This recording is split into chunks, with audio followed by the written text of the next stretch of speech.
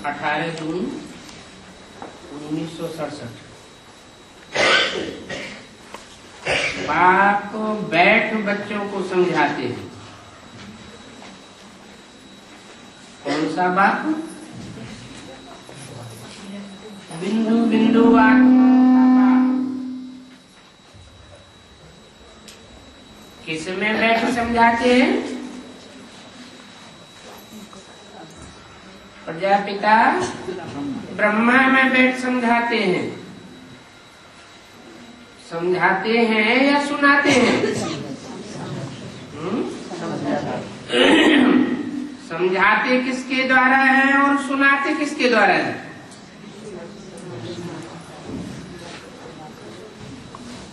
सुनने सुनाने का काम किसके द्वारा और समझने समझाने का काम किसके द्वारा? सुनना सुनाना है भक्ति मार्ग की बात और समझना समझाना है ज्ञान मार्ग की बात।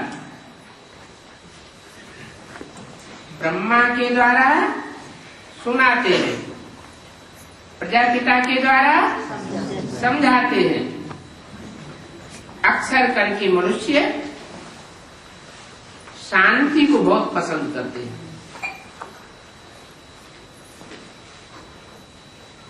दुनिया में सुख को पसंद करने वाले लोग ज्यादा हैं या शांति को पसंद करने वाले ज्यादा हैं? क्यों? सुख अच्छी चीज है या शांति ज्यादा अच्छी चीज है?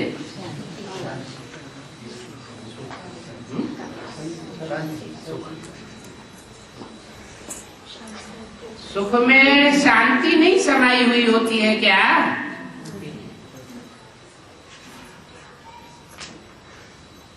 सुख में शांति भी समाई हुई है और शांति धाम में सुख नहीं समाया हुआ है। वहां आत्माएं सब शांत अवस्था में रहती है।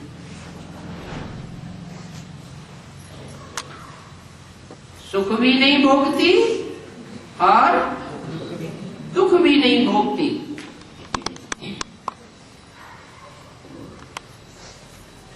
लेकिन जो भी आत्माएं हैं मनुष्य मात्र की,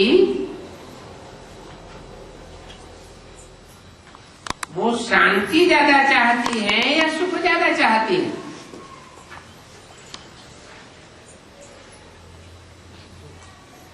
क्योंकि कलयुगी दुनिया में अशांति बहुत बढ़ जाती है। जब बहुत अशांति बढ़ जाती है तो आत्मा पहले शांत चाहती है और शांति चाहने वाले बहुत हैं, बहुत पसंद करते हैं। अगर कोई घर में घिटपिट होती है तो अशांति रहती है। अशांत होने से दुख भासता है। फिर शांति मिलती है तो सुख भासता है। यहां तुम बच्चे बैठे हो, तुमको तो सच्ची शांति है। क्यों? उनको सच्ची शांति नहीं है, अल्पकाल की शांति मिलती है और तुमको सच्ची शांति है। तुमको कहा गया है कि सच्ची शांति के लिए बाप को याद करो। अपन को आत्मा समझो। आत्मा में जो आधा कल्प से अशांति है वो आत्मा के अंदर की अशांति निकालनी है। शांति के सागर बाप को याद करने से तुमको शांति का वर्षा मिल रहा है। ये भी तुम जानते हो कि शांति की दुनिया और अशांति की दुनिया और है। जो शांति की दुनिया है वहां अशांति नहीं हो सकती, और जो अशांति की दुनिया है वहां सुख और शांति परमानेंट नहीं हो सकती। ये भी तुम जानते हो। आसुरी दुनिया, ईश्वरीय दुनिया, सतयुग, दैवी दुनिया और कलयुग, आसुरी दुनिया, ये किसको कहा जाता है? ये बातें कोई मनुष्य मात्र नहीं जानते। नहीं जानते हैं तो जनावर बुद्धि ठहरे। तुम कहेंगे कि हम भी नहीं जानते थे। पैसे वाले को पोजीशन वाला कहा जाता है। गरीब और साहूकार समझ तो सकते हैं, चाहे गरीब हो चाहे साहूकार हो, दिन तो सबको है।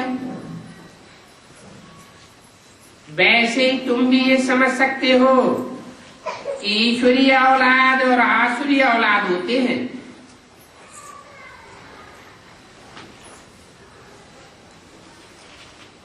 कैसे होते हैं?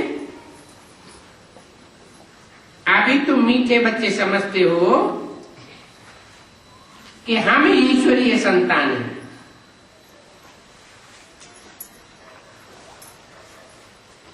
ये बात सिर्फ सुनते नहीं हो, समझते हो। तुम्हारी बुद्धि में ये बात प्रैक्टिकली बैठी हुई है कि हम ईश्वरीय संतान हैं। ये तो पक्का निश्चय है ना कि हम ईश्वरीय संतान हैं। हमने प्रैक्टिकल में आए हुए ईश्वर को पहचाना है।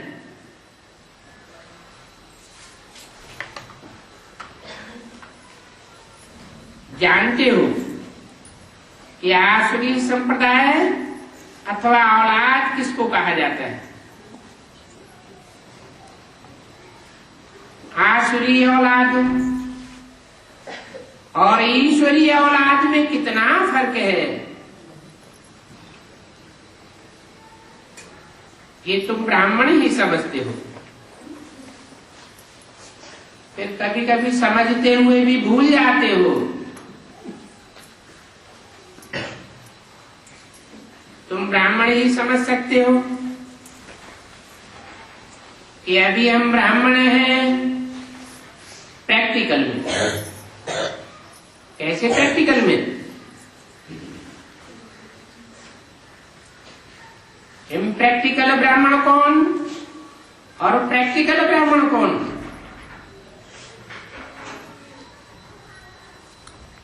जिनका प्रजापिता ब्रह्मा मौजूद है वो है प्रैक्टिकल ब्राह्मण। और जो सिर्फ कहते हैं हम ब्राह्मण हैं, परंतु उनसे पूछा जाए कि तुम्हारा ब्रह्मा कहाँ है, ब्रह्मा रचना का रचयिता कहाँ है, तो नहीं बता सकते। कहेंगे सूक्ष्म वतन। अरे तुम यहां बैठे हो और तुम्हारा बाप सूक्ष्म वतन में बैठा हुआ है। बाप तो रचयिता है, प्रजापिता को रचयिता कहा जाता है। प्रजापिता जरूर प्रजा के साथ होना चाहिए। तो हर समय तुम बच्चों को वो खुशी रहनी चाहिए। तुम बच्चों में भी बहुत थोड़े हैं जो यथार्थ रीति समझते हैं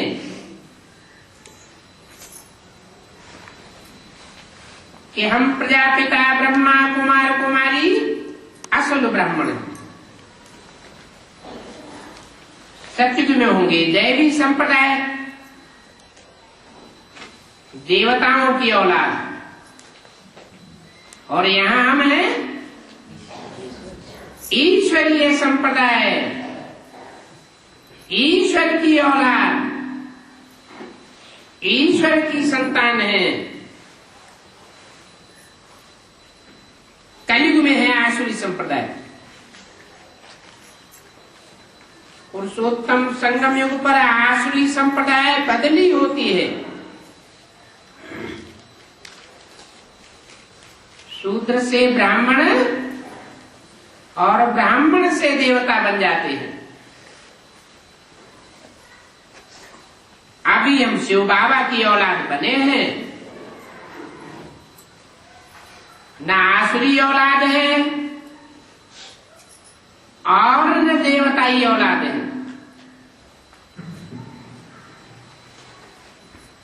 बीच में हम भी भूल गए थे। अभी फिर इस समय जाना है कि हमने शिव बाबा के बच्चे बनकर क्या प्राप्ति की है। हम शिव बाबा की संतान है। ऊंच से ऊंच शिव बाबा है तो संतान भी ऊंच से ऊंच ठहरी। वहां सतयुग में होते हैं तो अपन को ईश्वरीय औलाद नहीं कहलाते। किसकी औलाद होते हैं? देवताई औलाद होते हैं। वहां सतयुग में ईश्वर तो आता नहीं और दूसरे युगों में भी नहीं आता। वो तो सिर्फ कलयुग के अंत में संगम युग में आता है।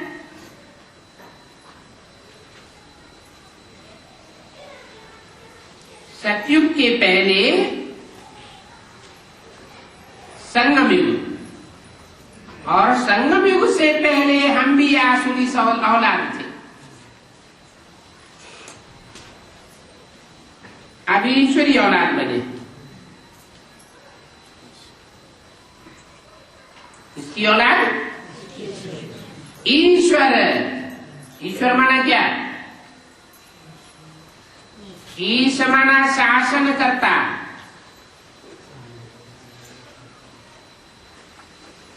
वर माना श्रेष्ठ। कैसा शासन करता? जिससे श्रेष्ठ शासन और कोई कर नहीं सकता।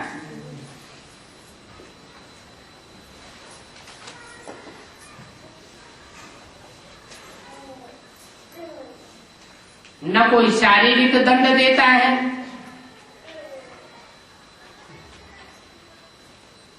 न कोई सूली चढ़ाता है, न कोई डांट मारता है। प्यार का सागर है, प्यार ही प्यार देता है। प्यार प्यार की बातों में समझाता है कि ऐसे ऐसे करेंगे तो विश्व के मालिक बनेंगे। मनमत पर चलेंगे, कोई और मनुष्य की मत पर चलेंगे, मेरी श्रीमत पर नहीं चलेंगे तो दास दासी बनेंगे, प्रजा बनेंगे। थोड़ा अच्छा पुरुषार्थ करेंगे तो साहूकार बनेंगे। इसमें डांट मारने की बात नहीं। कितनी अच्छी अच्छी बातें बताते हैं। अभी तुम जानते हो हमको बाबा से राज्य मिल रहा है।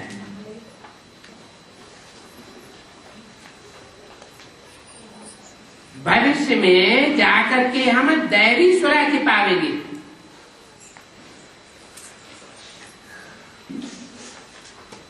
बरोबर सतयुग है सुखधाम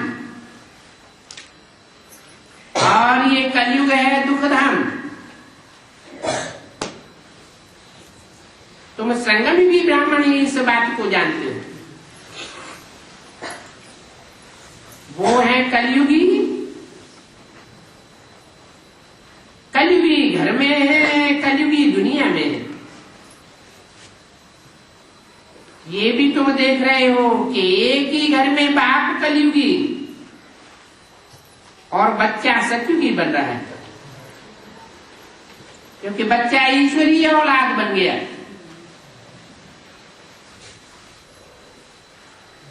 श्रेष्ठ से श्रेष्ठ शासनकर्ता की औलाद बन गया।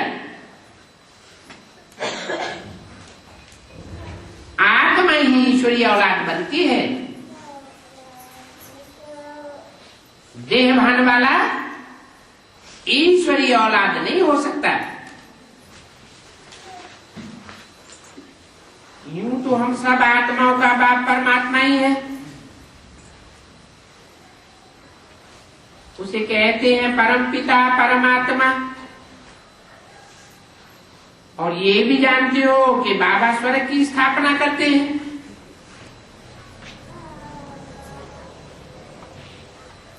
और कोई स्वर्ग की स्थापना कर ही नहीं सकता, क्योंकि और कोई भी मनुष्य मात्र सदाकाल स्वयं की स्थिति में स्थित रहता ही नहीं। एक बाप ही है जो सदाकाल स्वयं स्थिति में स्थित होने के कारण सदा शिव कहा जाता है। वो रचयिता है ना।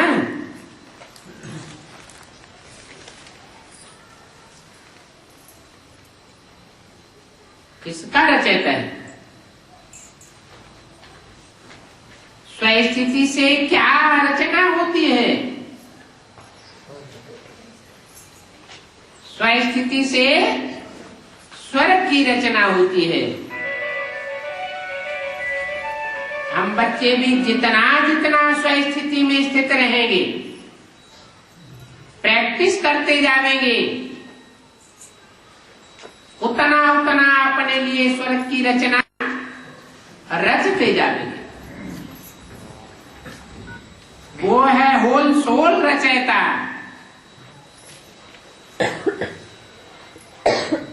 हम बच्चों के लिए रचना रचता है।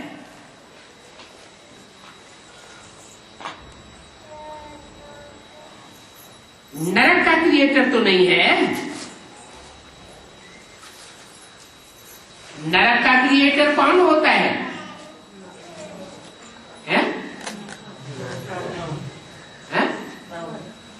रावण। नरक का क्रिएटर नर, स्वर्ग का क्रिएटर स्वस्थिति में रहने वाला।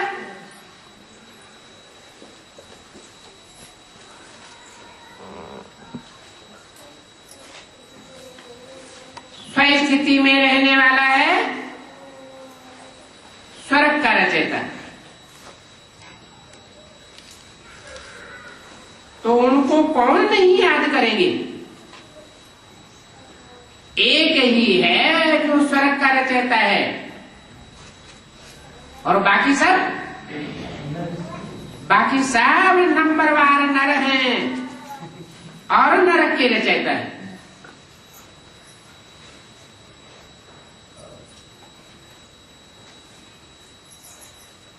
नरक कब रचा जाता है और स्वर्ग कब रचा जाता है?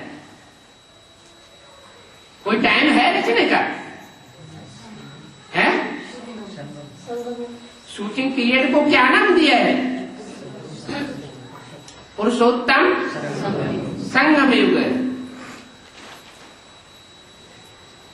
पुरुषोत्तम संगम युग में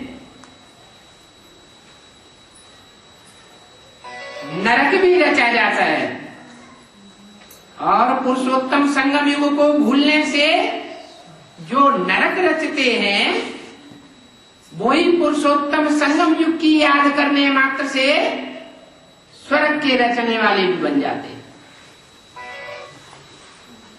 समय की पहचान होनी चाहिए। जिनको पहचान है, निश्चय है कि हम कहाँ के वासी हैं, संगम युग के वासी हैं, तो स्वर्ग के रचयिता है, स्वर्ग के रचयिता की औलाद है। और अगर संगम युग भूलता है तो जरूर कलयुग में, सतयुग तो अभी है नहीं, तो जरूर नरक के रचयिता है। अपने लिए स्वर्ग, अपने लिए नरक, रचना या न रचना हर एक की अपनी मुट्ठी की बात है।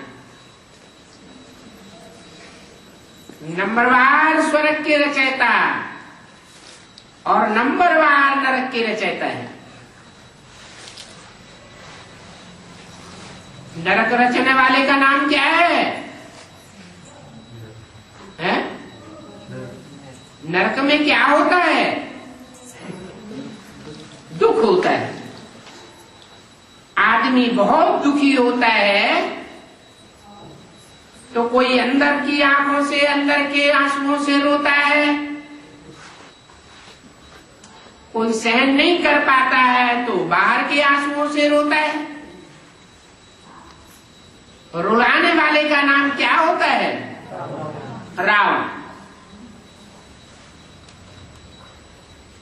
रावण कौन है? रावण कहेंगे जरूर यह गुरु लोग जो उल्टी मत देते, उल्टा रास्ता बताते हैं। बाप आकर सुलटा रास्ता बताते हैं, गुरु लोग उल्टा रास्ता बताते हैं। गुरुओं में भी नंबरवार होंगे या एक जैसे गुरु होंगे?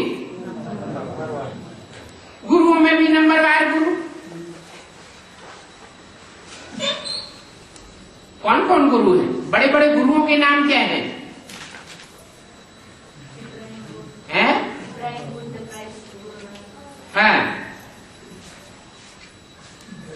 जो जितने बड़ा आडंबर रचने वाले, जितने बड़े बड़े फॉलोअर्स बनाने वाले,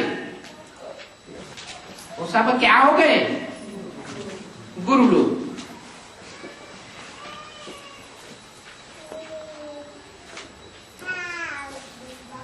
जितना बड़ा गुरु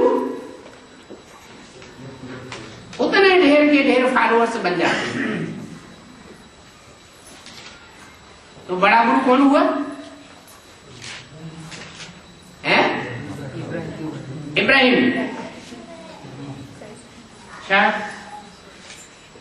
इब्राहिम संगम युग में होता है?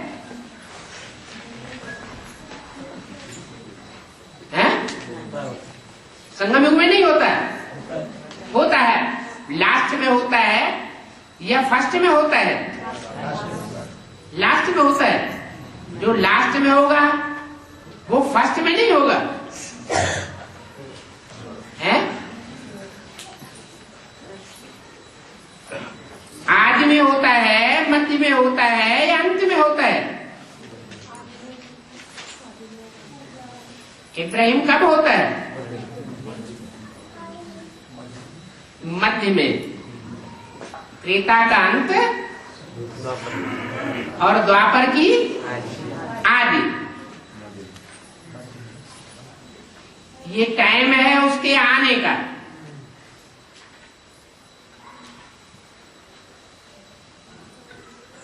सभी धर्म पिताएं द्वापर से आना शुरू करते हैं, कोई कलयुग में भी आते हैं। और जो भी धर्म पिताएं हैं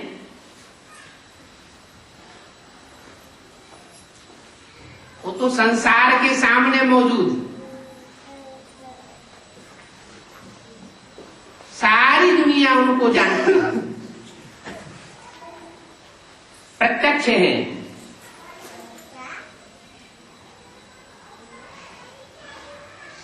काम रूप प्रत्यक्ष है। एटम बम फोड़ के सारी दुनिया का ध्वंस कराने वाला क्रोध रूप प्रत्यक्ष है। लोभ रूप प्रत्यक्ष है। हिंदुस्तान में खूब लूट खसोट मचाता है, हिस्ट्री में प्रसिद्ध है। मोह रूप प्रसिद्ध है।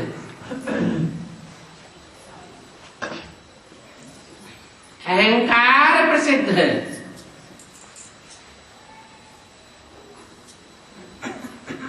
लेकिन इन पांचों का बाप कौन है? काम क्रोध लोभ मोह अहंकार, पांचों का बाप है देह अभिमान। रावण का जो चित्र बनाते हैं वो चित्र किसकी यादगार में बनाते हैं? चरित्र की यादगार है चित्र। भक्ति मार्ग में 5 विकारों का मानवीयकरण किया है। काम क्रोध लोभ मोह अहंकार, उन पांचों का बाप दिखाया है देह अभिमान।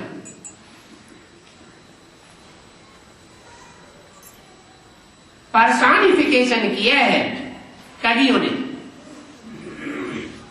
कोई पर्सन्स हैं गुरुओं के रूप में। ये देवान के रूप में जो गधा दिखाया जाता है वो कौन है?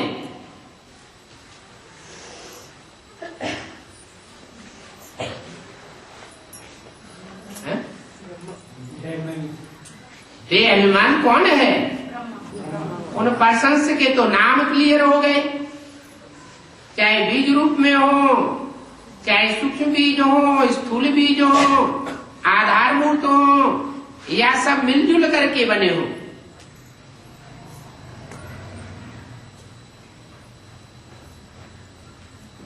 लेकिन ये गधे का रूप जो दिखाते हैं ये कौन है? कैसे? सिर्फ नाम देने से तो नहीं माना जाएगा।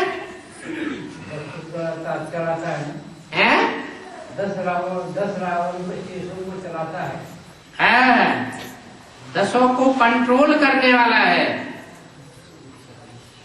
10 रावण के शीश नीचे और उनके ऊपर गधे का शीश।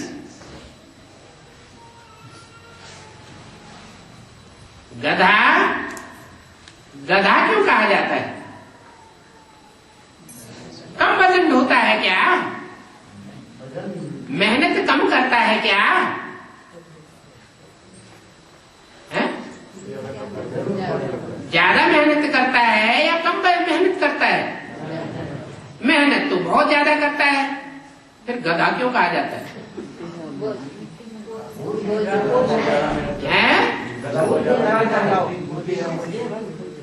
क्योंकि गधा देहभान में रहने के कारण इतना देह अहंकार होता है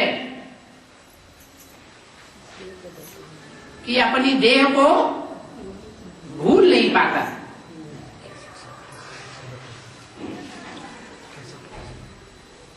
देह को भूलता नहीं तो आत्म की स्थिति बनती नहीं। आत्म की स्थिति बनती नहीं तो निराकारी स्टेज बनती नहीं। जब निराकारी स्टेज नहीं बनेगी तो आत्मा मन बुद्धि सूक्ष्म बनेगी या स्थूल ही रहेगी, सूक्ष्म नहीं बन पाती। सूक्ष्म मन बुद्धि ज्ञान के एक एक पॉइंट की महीनता में जाती है।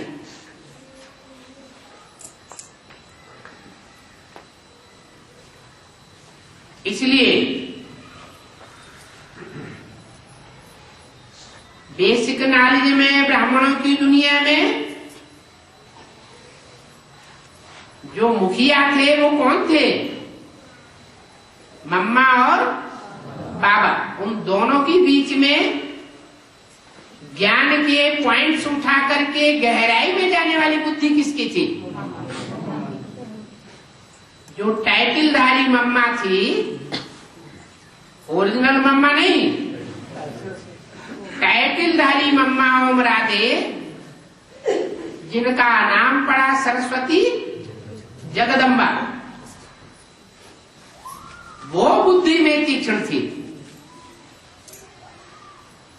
भले एडवांस नॉलेज के पॉइंट्स बुद्धि में नहीं थे, फिर भी मुरली के एक एक पॉइंट को लेकर के उसकी गहराई में जाने की बुद्धि मम्मा की तीक्ष्ण थी। इसलिए आज भी अपनी भारतीय परंपरा में जहां जहां भी बड़े बड़े कॉलेजेस होते हैं, महाविद्यालय होते हैं, वहां सरस्वती का चित्र रखा जाता है। बेसिक नॉलेज में थोड़ा मंथन होता है, लेकिन मंथन तो है, गहराई में जाने की बात तो है। ऐसे नहीं बुद्धि गहराई में नहीं जाती थी। वही मम्मा, छोटी मम्मा, बड़ी मम्मा कौन? ब्रह्मा बाबा। छोटी मम्मा कौन? ओम राधे सरस्वती। शरीर छोड़ने के बाद जिस शक्ति में प्रवेश करती है, उस शक्ति के द्वारा 1 सेकंड में स्वर्ग की स्थापना के निमित्त बन जाती या बनाई देती। सच्ची गीता के रूप में प्रत्यक्ष हो जाती।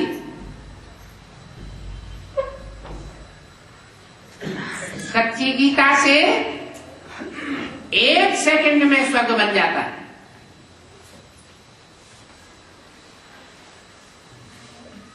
और वही बड़ी मम्मा कौन? ब्रह्मा। न समझने के कारण, ज्ञान के पॉइंट्स की गहराई में न जाने के कारण, बेसिक में भी नहीं तो एडवांस में भी नहीं। मुरली में उनको कहा है, टाइटल दिया है, ये ब्रह्मा तो जैसे बेबी है। क्या है? बच्चा बुद्धि है। परंतु फिर भी पुरुषार्थी जीवन में बेसिक नॉलेज के बतौर, एडवांस नॉलेज के बतौर नहीं, बेसिक नॉलेज के बतौर पवित्रता का पालन किया है। बेसिक नॉलेज के बतौर पवित्रता की परिभाषा को जितना समझा, उतना पक्का बन करके फॉलो किया। इसलिए कृष्ण और दादा लेखराज के बचपने के चित्र ज्यादा पूजे जाते हैं या नौजवान कृष्ण के चित्र ज्यादा पूजे जाते हैं? ये कहां की यादगार है? संगम युग की यादगार। तो बच्चा फिर भी बच्चा बुद्धि है।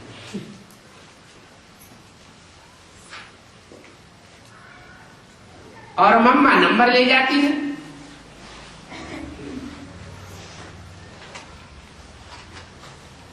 आज की दुनिया में भी पढ़ाई लिखाई में कन्याएं आगे जाती हैं,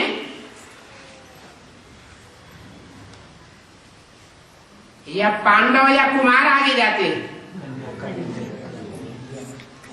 क्यों आगे जाती है? क्योंकि उनमें क्या विशेषता है? बुद्धि पवित्र होती है। पवित्र बुद्धि भी साधारण नहीं, गहराई तक बात को समझने वाली। मम्मा के रहते रहते ये घोषणा पब्लिक में नहीं की जा सकी कि सन 76 में पुरानी दुनिया का विनाश हो जाएगा, नई दुनिया की स्थापना हो जाएगी। क्यों नहीं हो सकी? बाद में क्यों हुई? सामान्य पब्लिक दुनियावी गवर्नमेंट के सामने मेमोरेंडम लिख करके दे दिया गया कि सन 76 में पुरानी दुनिया का ध्वंस हो जाएगा, नई दुनिया की स्थापना हो जाएगी। तो दुनिया वाले क्या समझेंगे? उसका सूक्ष्म अर्थ समझेंगे, बेहद का अर्थ समझेंगे, या हद का अर्थ समझ लिया? हद का अर्थ समझाया गया तो हद का अर्थ समझ लिया। समझाने वाले ने, जिसने मेमोरेंडम दिया, उन्होंने उसका स्थूल रूप समझा या बेहद का सूक्ष्म रूप समझा? स्थूल रूप समझा तो दुनिया वालों ने भी बेहद में ही हद में ही उठा लिया। हद में उठाने के कारण दुनिया वालों का भी नुकसान हुआ और ब्राह्मणों का भी नुकसान हुआ। क्या नुकसान हुआ?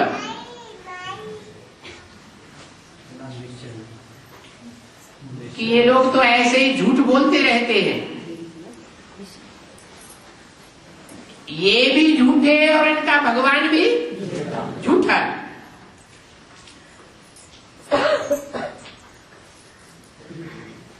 तो जो भी बोला गया ब्रह्मा के मुख से, सुना गया और सुनाया गया, उसको क्या कहेंगे? भक्ति का फाउंडेशन डाला गया या ज्ञान का फाउंडेशन डाला गया? भक्ति का फाउंडेशन डाला गया। बात की गहराई को समझा ही नहीं, न समझने के कारण अनर्थ हो गया। अनर्थ हो जाता है तो टाइम व्यर्थ चला जाता है। Wastage of time, wastage of money, wastage of energy, सब व्यर्थ चला गया। रावण राज्य में जो भी भक्ति मार्ग में आडंबर होता है वो सब व्यर्थ चला जाता है। फिर बचता क्या है?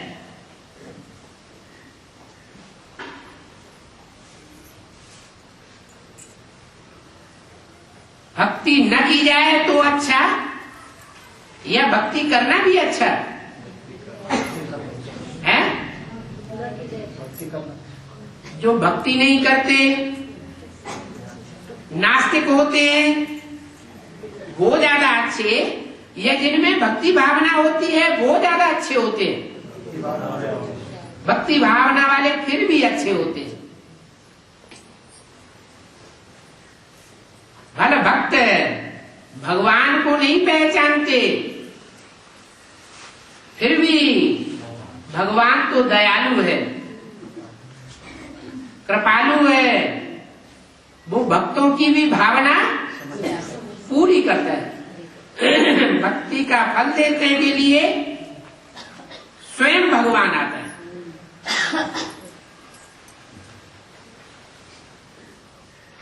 तो भक्तों में बड़े से बड़ा भक्त कौन हुआ है? मनुष्य ही भक्त होते हैं। मनुष्य ही नर से नारायण बनते हैं।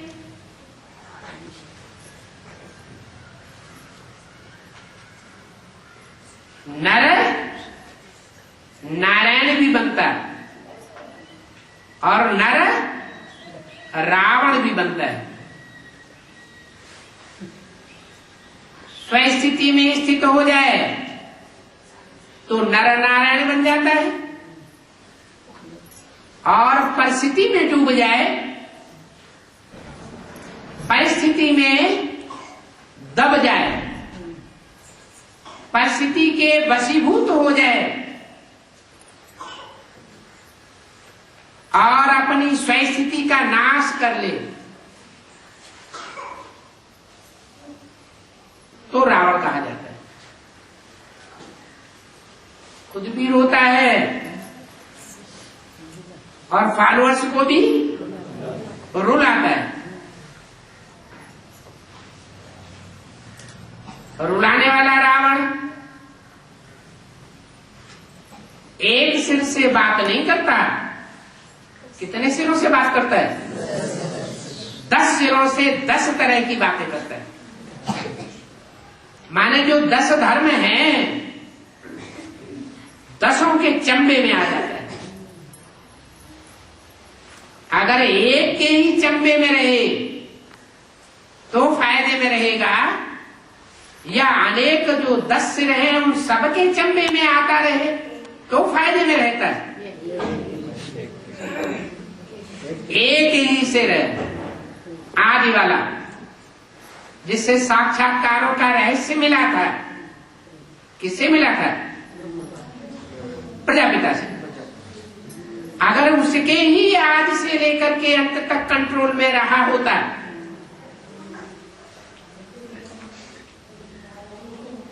तो 68 में कोई बहेलिए का तीर लगने से प्राण पखेरु न उड़ जाते, आधीन नहीं बन जाता दीदी दादियों के।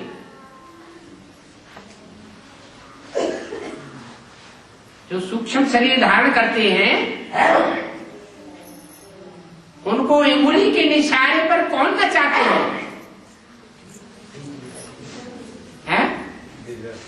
नहीं, जो भी भूत प्रेत होते हैं सूक्ष्म शरीर धारण करने वाले, उनको उंगली के इशारे पर नचाने वाले कौन होते हैं? औलिया, तांत्रिक। आओ, आ जाते हैं, जाओ तो चले जाते हैं। सृष्टि का कितना श्रेष्ठ पत्ता, पहला पत्ता, और परमत पर चलने के कारण क्या हालत हो जाती है।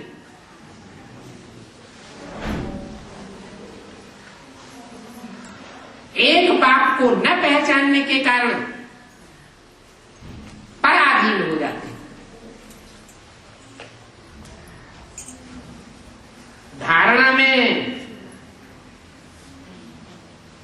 जो भी नर हैं,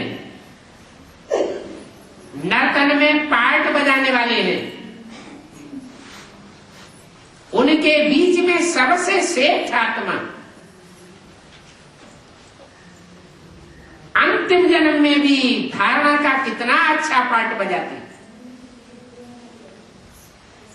फिर आधीन क्यों हो जाती है? क्या कमी रह गई है? कमी रह गई, एक को नहीं पहचाना, एक मत पर नहीं चल पाए।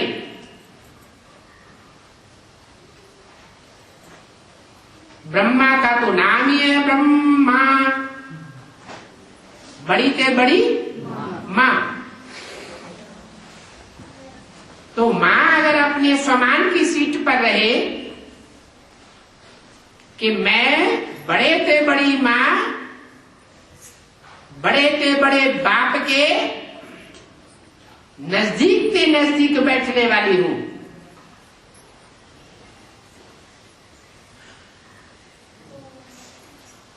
मेरे ऊपर बड़े से बड़े बाप की छत्र छाया है। ये स्वमान की सीट पर अगर बैठ कर रहे तो बच्चों के अधीन हो सकती है क्या? नहीं हो सकती।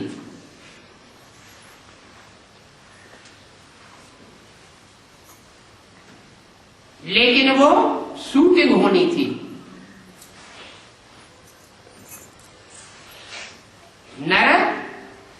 नरक की भी शूटिंग करता है और नर स्वर्ग की भी शूटिंग करता है। स्वस्थिति में स्थित हो जाए तो स्वर्ग की शूटिंग अपने लिए, और देवान में आ जाए, जैसे मोस्टली कलयुगी माताएं देवान में आ जाती है, पति को बोल देती है, अरे तू मेरे को क्या देखेगा, मेरा बच्चा बड़ा हो गया, मेरा बच्चा मेरी परवरिश करेगा। बस यहीं से द्वैतवाद शुरू हो जाता है। 9 धर्म के 9 बच्चे, वो सब धर्म पिता बन करके बैठ जाते हैं।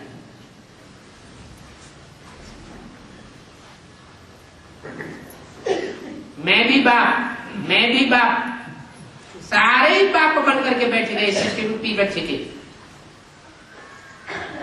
Time to time.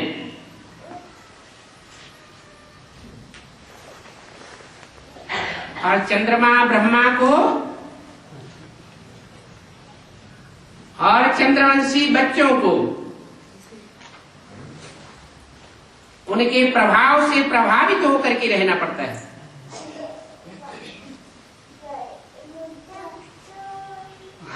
भारत माता पूरी ही आधीन हो जाती।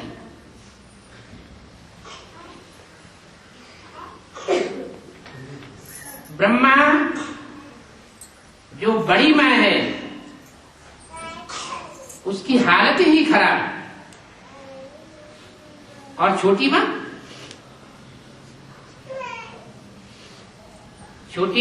जो वैष्णवी के रूप में प्रत्यक्ष होती है,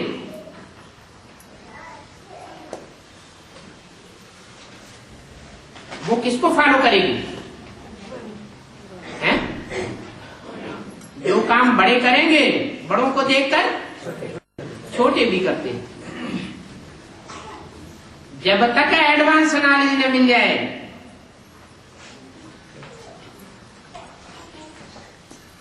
तब तक पतन होता रहता है। भारत माता शिव शक्ति अवतार ये संगम युग में आदि का नारा नहीं है, मध्य का नारा भी नहीं है। कब का नारा है? अंत का नारा बनता है। अंत का नारा क्यों बनता है?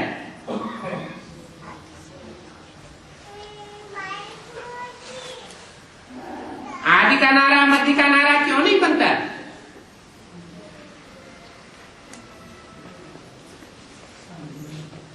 क्योंकि छुपा रुस्तम बाप अंत में प्रत्यक्ष होता है। बाप पहले अपने बच्चों को प्रत्यक्ष करता है, बच्चे समर्थ होने के बाद फिर बाप को प्रत्यक्ष करते हैं।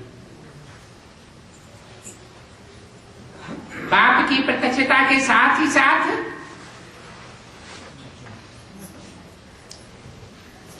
माता की भी सद्गति होती है।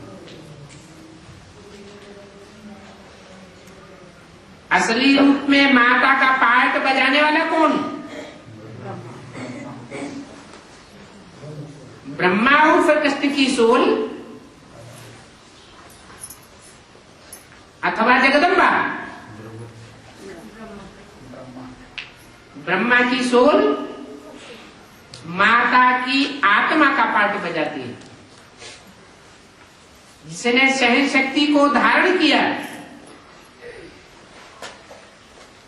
और कोई निमित्त नहीं बना जिसने इतनी सहन शक्ति को धारण किया हो।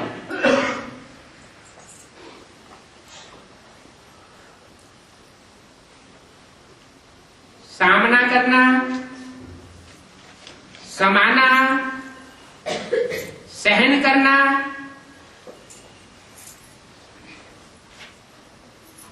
ये माता के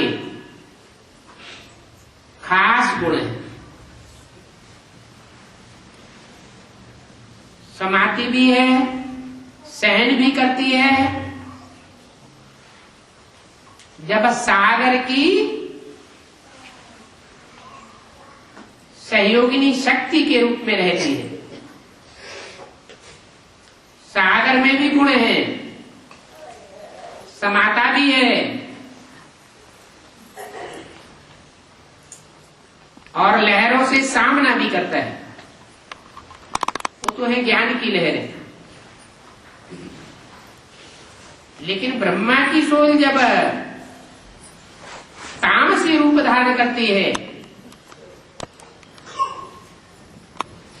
तो सामना करने वाली महाकाली का पार्ट बजाती है।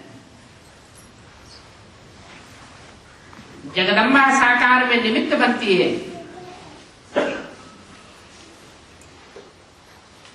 उनमें क्या होता है?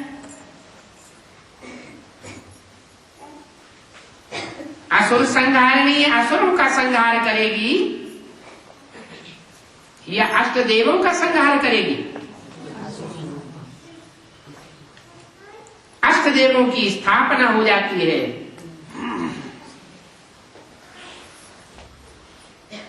वैष्णवी निमित्त बनती है। ब्रह्मा सो विष्णु, किसके द्वारा स्थापना है? ब्रह्मा द्वारा स्थापना। ब्रह्मा के अधूरे रूप के द्वारा स्थापना या संपन्न रूप के द्वारा स्थापना? ब्रह्मा जब संपन्न रूप धारण करता है तो ब्रह्मा सो विष्णु बनता है, तब स्थापना होती है।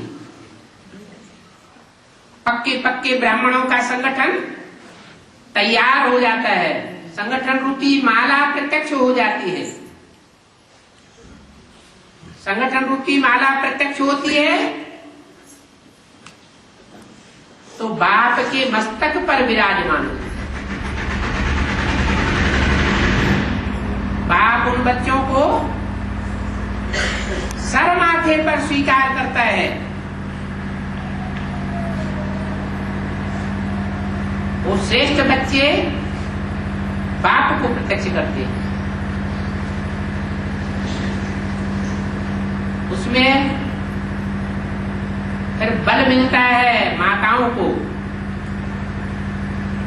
भारत माता शिव शक्ति अवतार पहले प्रत्यक्ष होती है।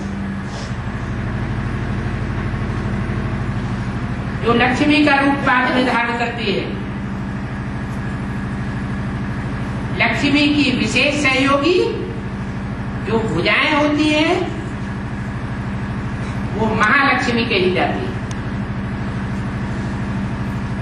दोनों माताओं के स्वभाव संस्कार मिलकर एक हो जाते। छोटी माता राजलक्ष्मी, बड़ी माता राजमाता।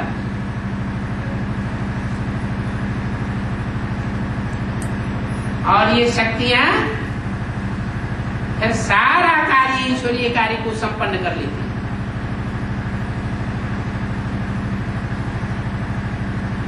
रुद्रमाला के मणके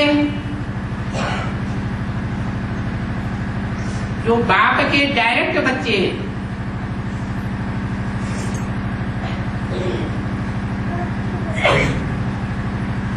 उनके लिए भी ये बात लागू हो जाती है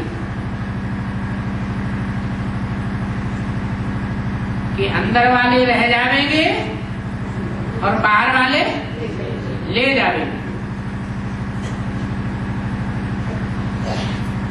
जो शक्तियां निकलती है वो शक्ति स्वरूपिणी बनकर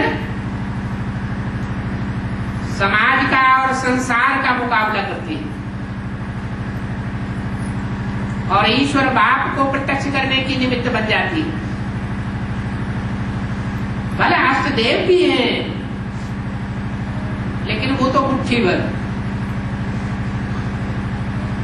शिव शक्तियों की संख्या ज्यादा होती है या अष्टदेवों की संख्या ज्यादा होती है? सेना के रूप में कौन है? शिव शक्ति सेना।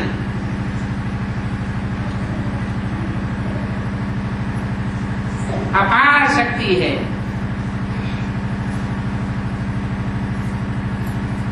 उस शक्ति के सामने सारे संसार को झुकना पड़ता है।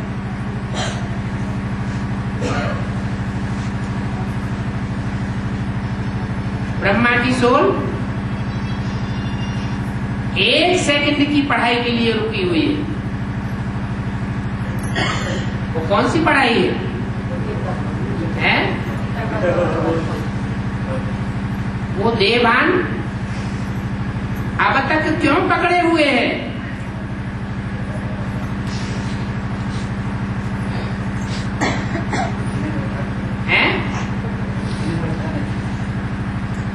ज्योतिषी लोग ऐसा बताते हैं, एस्ट्रोलॉजर्स और खगोलविद, कि पृथ्वी तो माता है, लेकिन सृष्टि के आदि काल में पृथ्वी का एक बड़ा हिस्सा पृथ्वी से अलग होकर के चंद्रमा का रूप धारण कर लेता है।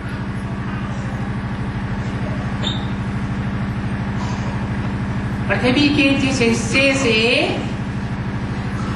वो चंद्रमा अलग होता है, वो हिस्सा प्रशांत महासागर कहा जाता है।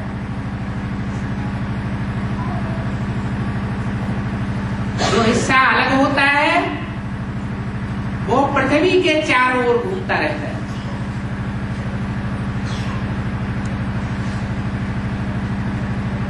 पृथ्वी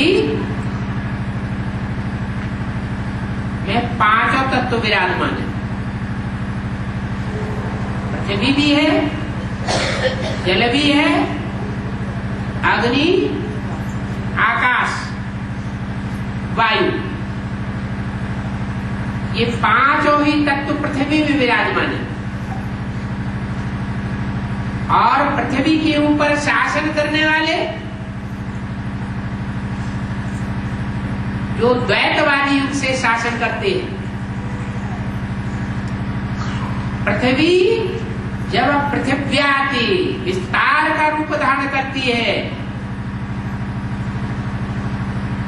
तब शासन करते हैं। माता है ना, जैसे जैसे बच्चों की उत्पत्ति होती जाती है, माता विस्तार का रूप धारण करती जाती है। द्वैतवाद में ऐसा होता है। अद्वैतवादी शक्ति होती है तो 21 जन्मों में एक ही बच्चा पैदा होता है, एक बच्चा और एक बच्ची। और जब द्वैतवादी शक्ति होती है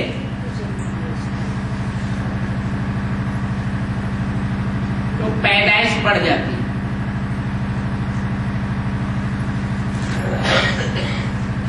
जैसे जैसे पॉपुलेशन बढ़ती जाती है वैसे वैसे पृथ्वी माता का रूप भी बढ़ता जाता है।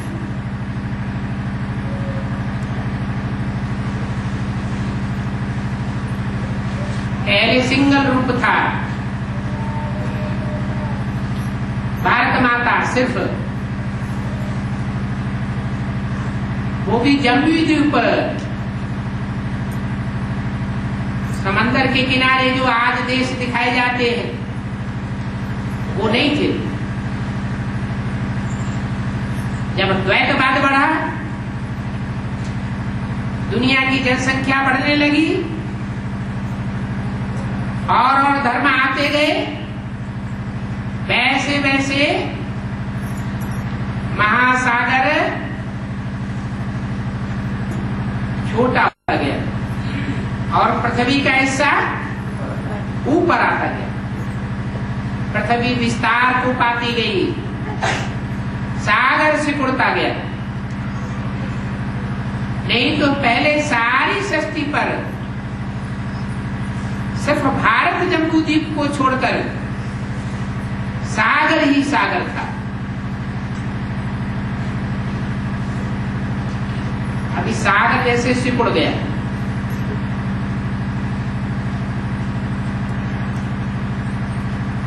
अभी 5000 वर्ष का ड्रामा फिर पूरा होता है। ज्ञान सागर बाप फिर हिलोरे मारेगा। जो और धर्म के धर्म पिताएं आए, जिन्होंने विस्तारवादी नीति फैलाई, आक्रमण करो और राज्य बढ़ाओ, ऐसा शासन किया। खून खराबा करो और शासन करो। ये आसुरी राज्य है। ईश्वरीय राज्य इनके जस्ट अपोजिट है। कोई प्रकार का खून खराबा नहीं, स्वेच्छा से कन्वर्सन करना है। एक मुसलमानों का कन्वर्सन होता है, असुरों में सबसे जास्ती आसुरियत का कन्वर्सन। तलवार उठाई, उतारो जनेऊ, बनो मुसलमान।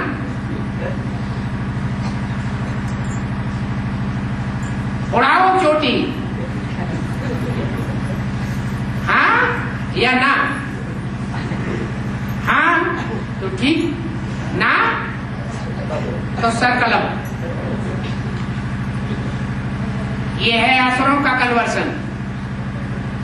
और ईश्वरीय कन्वर्सन क्या है? उसका तो नाम ही है ईश्वर। ईश्वर माना शासन करने वाला। ऐसा शासन करता है, दिलों के ऊपर शासन करता है। जबरदस्ती किसी के ऊपर शासन नहीं करता, दिल से अर्पण कराता है।